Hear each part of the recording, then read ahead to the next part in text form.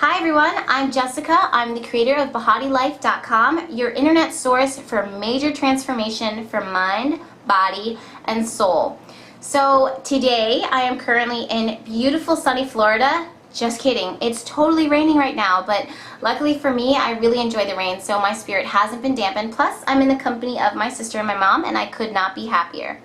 So I think we're planning on going to go see and swim with the manatees in the wild today or sometime this week. So make sure that you're following me on my Instagram account at BehatiLife so that you don't miss out on any of our adventures. Alright, so this week's subject that we're talking about is how to love yourself. And I'm excited to get into this topic simply because there seems to be a wave of confusion about what loving yourself is and isn't, and also there's a trend in people self-depreciating, and I'm finding and hearing that there are more and more people reporting that they do not currently love themselves, and some honestly never have.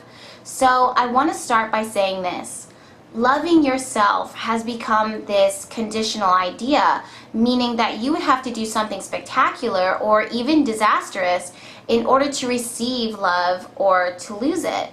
So you can't say, I love myself for what I've done, whether it be an accomplishment or a failure, because what you've done, good or bad, doesn't ultimately define you. The love for yourself becomes conditional with that mindset, and you do not have to do or be something in order to deserve your own love and affection. So let's jump right in. My first note that I have is remove yourself from people who speak negatively about themselves or about you. So hearing the same thing over and over and over again, whether it be you saying about yourself, I'm ugly, or someone saying about themselves, I'm ugly, I'm not smart, I suck at flipping pancakes, I don't know. But it will steep you in this negative energy of self-reduction. We actually pick up on the habits of others in our environment, and especially so when it's long term. So keeping the company of these negative Nancy's will ultimately not serve you. Next step, retrain your brain. So you've seen children, they're like tiny, proud, loud, and creative people expressing themselves through song and through sound, with crayon all over the walls and making their needs and wants known by asserting themselves. So when did we as adults, when did we lose this? So I'm not saying that we drop on the floor and have a temper tantrum all of the time, but I am saying that you were born with this idea that you are worthy of all kinds of expression, and at some point we're trained to think less of ourselves. So use affirmations, speak up for yourself, and then begin to give yourself credit for your hard work, whether others have chosen to you or not. This helps because the act of loving yourself will at some point manifest itself in moments where you will need to speak up for yourself and let others know what you want and need. A person who has a healthy concept of self-love understands this. Give this power of assertion to another to speak on your behalf is essentially to roll over on your back, belly up, and allow another person to control and influence your ultimate path. No, you are powerful, you have a voice, you know what you want, so ask for it. The next note that I have is what makes you different is your gift, and what makes you different makes you unique. So you were designed by the same creator who made the seeds root and then grow towards the sun, who created the petals to unfold into a beautiful flower. This is the same creator who designed the moon's pull on the ocean and the stars that are canvassed perfectly across the sky. But yet, you were the one that is not perfectly created? No! There were no mistakes in your creation. So don't allow your trained idea of perfection reduce your feeling of worth and beauty. Rise up and hold yourself like the divinely created gift that you are. Your mission is not to find all the ways that you can't do something or define and hate on your faults, but to find the fault and enhance it, to speak openly and then share it, to zero in on your own uniqueness and share that beauty with the world. That is your mission. Do not let them fool you. The next step is forgive yourself. You were perfectly created, yes, but you're not all-knowing, which means as a human, we are going to want to make some mistakes so we can learn and then grow and stay in a constant state of awe of the people and the things that are around us. If we knew it all, then we wouldn't be able to experience mental and emotional expansion. So forgive yourself when you make a mistake. It's happened in the past and it will absolutely happen again in the future. Adopt the mentality of, I haven't failed. I just found 99 things that won't work.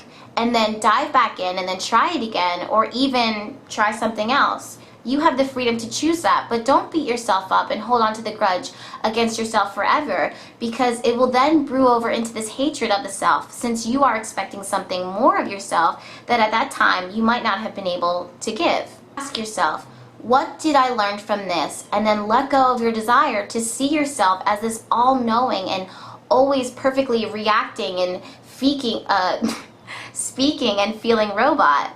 So for the bigger mistakes that have attracted a larger sense of loss for you, for that I say, you know what, sometimes things, they just happen.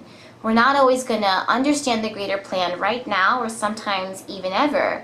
And sometimes we will take a loss, and it is painful, but the world all around us and within us is constantly transforming for the greater good, which means that certain things will die out. It's the nature of life or death. So keep your prayers going up and always forgive yourself for the past. Next note is, quit comparing yourself to others. If we're all divinely created and everyone has their gift and purpose, then none of us are going to be the same, now are we?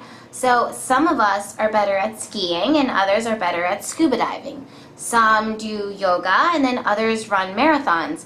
Some speak comfortably in huge public arenas, while others are best at journaling and capturing those intimate moments with complete understanding, and then are able to translate those feelings fluently into words. That's a gift.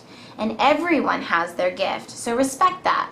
Focus on developing your gift sets while respecting and honoring the gifts in others. Lastly, practice gratitude. A grateful person doesn't have time to beat themselves up because they're so busy thanking God or the universe or the higher source or power for all of their gifts of life that we are now currently experiencing. So this is the quick tip that I promised you at the end of the video, and I use this quick tip to help if you're struggling with self-love, and it is to separate yourself from yourself. So if you are learning to dislike yourself, if it's something that you've learned how to do, then you can just as easily retrain the brain to do the opposite, which is to love. So in all the things that you do, ask yourself, what would someone who loved themselves, what would they do? And from there, base all of your actions and your decisions.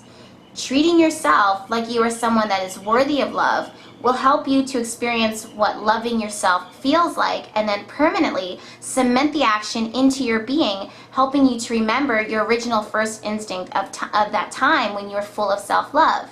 So I would love to talk about this subject further. However, I did promise myself that I would make this video a little shorter than the other ones and get right into the meat of this topic.